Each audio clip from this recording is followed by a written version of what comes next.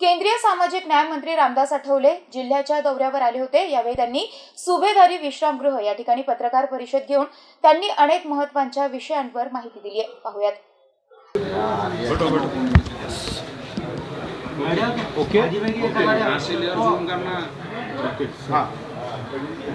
महिलाओं को रिजर्वेशन जाने की तैयारी जो हो रही है उसके अंदर विरोध किया गया है एमआईएम ने, उस पर आपका क्या कहना है? मुझे लगता है कि महिलाओं को जो आरक्षण अभी देने का कानून पास हुआ है उसमें सभी पार्टियों ने सपोर्ट किया है। उसमें और भी कोई बातें लोग कर रहे हैं कि भाई अभी 2024 में होना चाहिए, ओबीसी को आरक्षण देना चाहिए। माननीय राहुल गांधी जी बोल रहे हैं कि ओबीसी को आरक्षण मिलना चाहिए, लेकिन जब 60 साल तक कांग्रेस सत्ता में रही तब कभी ओबीसी को आरक्षण देने का निर्णय उन्होंने लिया नहीं। यूपी की सरकार रही और भी कई सरकारें उनकी रही, उस वक्त उन्होंने निर्णय लिया नहीं, लेकिन अभी बोल रहे हैं कि ओबीसी को आरक्षण मिलना चाहिए। तो हम उसके विरोध में नहीं है, जरूर सरकार इस पर विचार करेगी, लेकिन महिलाओं का एक ऐतिहासिक बिल जो है ये नरेंद्र मोदी जी के कार्यकाल में पास हुआ है और पूरे देश भर के महिलाओं को 1/3 महिलाएं अभी लोकसभा विधानसभा में आएगी और एक बहुत ही ऐतिहासिक कदम है, बहुत ही क्रांतिकारक कदम है और इसीलिए मैं नरेंद्र मोदी जी का आभार व्यक्त करता हूँ। जो विरोध किया गया है एमआईएम ने उसके ऊपर क्या होगा? अभी विरोध करते रहते हैं। अभी लोकतंत्र में क्या किसका मुंह बंद नहीं कर सकते। मतलब विरोध किया है मतलब वो ओबीसी को आरक्षण दे दो ये वो बोल रहे हैं, लेकिन जो हाउस में जब आरक्षण के बिल पर चर्चा हो रही थी या जो वोटिंग हुआ है उसमें सभी दलों में कांग्रेस सहित सभी दलों ने मतलब उसका समर्थन किया है, तो बिल का किसने विरोध नहीं किया है। एक तरफ खासगी नौकरियों का और बाकी का जो है जिस तरह हमारे अपोजिशन के जो सभी पार्टियां हैं ये पार्टियां मतलब आज एक साथ आई है।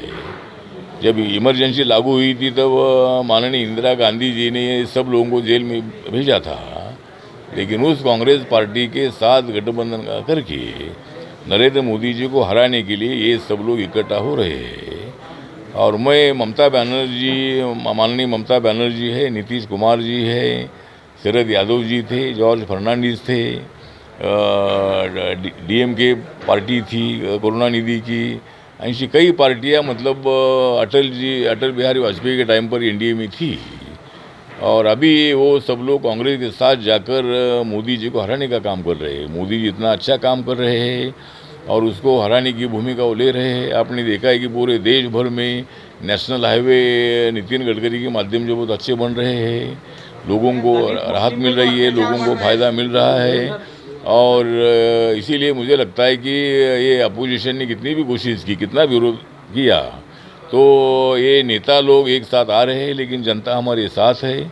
2024 में जो भी लोकसभा का चुनाव आएगा उसमें लास्ट टाइम बीजेपी को 303 सीटें मिली थी 2019 में, अभी 2024 में कम से कम 340-50 तक सीटें मिलेगी, ऐसा हमें पूरा विश्वास है। दलित और मुस्लिम पे अत्याचार बढ़ गया है काफ़ी, उस पर क्या आपकी भूमिका है? मुझे लगता है कि दलित हो, मुस्लिम हो या कोई भी समाज हो, किसी पर भी अत्याचार होना अच्छी बात नहीं है और इसीलिए अत्याचार को रोकने के लिए सरकार की तरफ से कोई उपाय योजना निश्चित करने की आवश्यकता है और इसी तरह के अत्याचार ना हो इसके लिए हम सब लोगों ने भूमिका लेने की आवश्यकता है और वो अत्याचार बंद होना चाहिए, ऐसी हमारी पार्टी की भूमिका है। मुस्लिम आरक्षण की भी मांग हो रही है। मुस्लिम आरक्षण रिजर्वेशन को लेकर जो है ना मराठा का बहुत जोर चल रहा है, ओबीसी का भी काफ़ी मसला है। ऐसा तो अभी मांग तो रहे, लेकिन अभी हर आरक्षण होगा ऐसा नहीं है। अभी अगर मांग रहे तो अच्छी बात है, सबने मांगना चाहिए, उसके लिए आंदोलन भी करना चाहिए और उसके बारे में सरकार विचार कर सकती है, लेकिन ऐसा हर धर्म के लिए ऐसा नहीं हो सकता कि मुस्लिम भी मांगेंगे पर क्रिश्चियन मांगेंगे, जैन मांगेंगे, तो ऐसा विषय सरकार के सामने है। जो मैंने के बारे में क्या हाँ, माइनॉरिटी को जो स्कॉलरशिप की स्कीम है वो उनको स्कॉलरशिप मिलनी चाहिए। अगर नहीं मिली होगी तो मैं ज़रूर माइनॉरिटी डिपार्टमेंट से बात करूँगा और माइनॉरिटी के स्टूडेंट को बिल्कुल मतलब छात्रवृत्ति मिलनी चाहिए और उनकी शिक्षा मतलब होनी चाहिए। इसी तरह की मेरी सूचना है। आप राज्यसभा में आवाज उठाएंगे क्या इस पर? हाँ, राज्यसभा में तो आवाज़ उठाओ। मैं तो मंत्री हूँ, मैं आवाज़ उठाने के लिए मतलब आवाज़ उठाने के लिए तो दूसरे एमपी आवाज़ उठाते हैं, मुझे सरकार की तरफ से जवाब देना पड़ता है। लेकिन ठीक बात है, मैं ये इससे सहमत हूँ कि भाई ये माइनॉरिटी के स्टूडेंट पर अन्याय बिल्कुल नहीं होना चाहिए।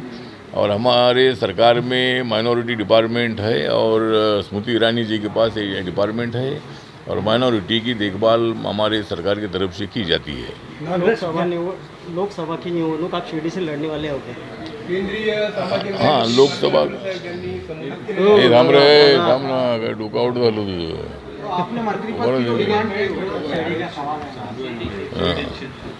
हाँ, तो मतलब लोकसभा के चुनाव के बारे में तो मैं एक बार शिरडी में 2009 में हारा था, तो शिरडी में लड़ने की इच्छा मेरी है। लेकिन मुझे वहाँ का अंदाज़ा लेना पड़ेगा कि अगर मैं वहाँ दोबारा चुनकर आ सकता या नहीं आ सकता हूँ। उसका स्टडी करने के बाद ही मैं निर्णय ले लूँगा। तो अभी मेरी फ़िलहाल जो राज्यसभा ये 2026 तक है, तो इसीलिए अभी तक मैंने कोई निर्णय नहीं लिया है। मैं अभी माननीय एकनाथ शिंदे जी, देवेंद्र फडणवीस जी इनसे बात करके उसमें मैं क्या कर सकता हूँ, हमारे माननीय राधाकृष्ण विखे पाटिल जी है, उनके साथ भी बात करनी पड़ेगी, वहाँ के नेताओं से बात करनी पड़ेगी और उसके बाद मैं निर्णय ले लूँगा। अभी राज्य सरकार जो है तो कॉन्ट्रैक्ट भर्ती कर रहे हैं। ये जो भर्ती कर रहे हैं, मोदी जी का एक समान जो अधिकार का कायदा लाने का सोच है, तो उसकी तरफ तो ये नहीं होगा। क्या क्या कह रहे हैं? जो कॉन्ट्रैक्टर की भर्ती हो रही है, कॉन्ट्रैक्ट भर्ती वाला हाँ, जो कॉन्ट्रैक्ट की भर्ती का जो है, मुझे लगता है कि सरकार ने इस पर पुनर्विचार करना चाहिए। मतलब कॉन्ट्रैक्ट की जो भर्ती है, ये भर्ती से मतलब जो नौजवानों का नुकसान हो सकता है। लेकिन सरकार की भावना अच्छी है कि भाई जिनको नौकरी आज नहीं है, उनको सरकारी नौकरियाँ कब निकलेगी और उनको कब नौकरी मिलेगी, इसीलिए तब तक उनको कॉन्ट्रैक्ट में भर्ती कराने की कोशिश मतलब भावना से सरकार ने निर्णय लिया होगा। लेकिन मुझे लगता है कि परमानेंट नौकरियां देने के बारे में सरकार ने सोचना चाहिए और उसके बारे में विचार करना चाहिए। लेकिन फिलहाल सरकार की भावना तो अच्छी है कि उनको कुछ न कुछ तो रोजगार मिलना चाहिए, इसीलिए सरकार ने निर्णय लिया है। लोकसभा में दावा करेंगे क्या? हाँ, औरंगाबाद लोकसभा